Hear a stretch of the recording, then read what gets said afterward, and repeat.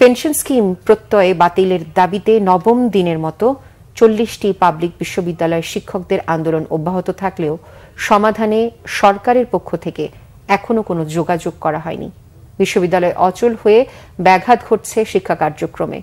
আন্দোলনরত শিক্ষকদের দাবি, ছুটির দিনে ক্লাস ও অনলাইন কার্যক্রমের মাধ্যমে বাড়তি ক্লাসের ব্যবস্থা করে শিক্ষার্থীদের ক্ষতি পুষিয়ে নেওয়া সম্ভব।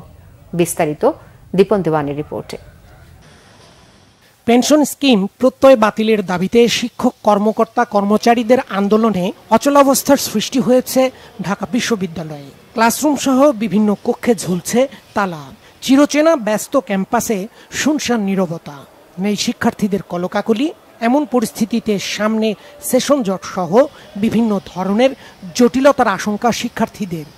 যদি এই আন্দোলনটা চলতে থাকে তাহলে দেখা যাচ্ছে যে আপকামিং ফার্স্ট ইয়ার ওরা আর আমরা মিলে একটা সেশন জট হয়ে যাচ্ছে। মানে তাদের ক্লাসে কাদের ক্লাস চলবে, আমরা ফার্স্ট ইয়ার থেকে যাচ্ছি বা ওরাও থেকে যাচ্ছে, তো এটাতে একটা সমস্যা দেখা দেবে আর কি। মাস্টার্সে আমাদের পরীক্ষা চলতেছিল, মাত্র একটা পরীক্ষা হয়েছে, তারপরেই আন্দোলনের জন্য ক্লাস স্থগিত, পরীক্ষা স্থগিত। এটা সেশন জটের একটা সম্ভাবনা আছে। যদি আমরা আন্দোলন না করতাম বা এই আন্দোলনটা না হতো, আমাদের ভবিষ্যৎ পার্মানেন্টলি ক্ষতিগ্রস্ত হতো।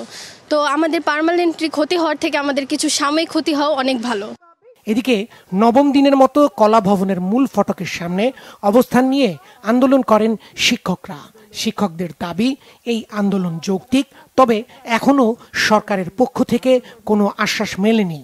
সরকারের পক্ষ থেকে বা সরকারের কোনো মন্ত্রণালয় বা মহল থেকে আমাদের সাথে এখনো পর্যন্ত কোনো আনুষ্ঠানিক বৈঠকের কথা বিষয় আমরা অবগত নই। আমরা আশাবাদী যে সরকার আমাদের সাথে শীঘ্রই বসবেন, আমাদের সাথে আলোচনা করবেন। আমাদের যে 3 দফা দাবি যদি আমরা যুক্তিযুক্তভাবে আমরা উঠিয়ে ধরতে পারি, শিক্ষার্থীদের যে ক্ষতি হচ্ছে সেটা আমরা স্পেশাল ক্লাস নিয়ে শুক্রবার শনিবার ক্লাস নেব, অনলাইনে ক্লাস নেব, স্পেশাল পরীক্ষা নিয়ে আমরা সব ক্ষতি পুষিয়ে নিতে পারবো। ঢাকা বিশ্ববিদ্যালয় লাইব্রেরির সামনে পেনশন স্কিম প্রত্যয় বাতিলের দাবিতে অবস্থান নেয় ঢাকা বিশ্ববিদ্যালয় কর্মকর্তা কর্মচারী ঐক্য পরিষদ। পরে র্যালি নিয়ে বিশ্ববিদ্যালয়ের বিভিন্ন এলাকা ঘুরে প্রশাসনিক ভবনের সামনে গিয়ে শেষ হয়। দীপন দেওয়ান, বাংলা ভিশন, ঢাকা।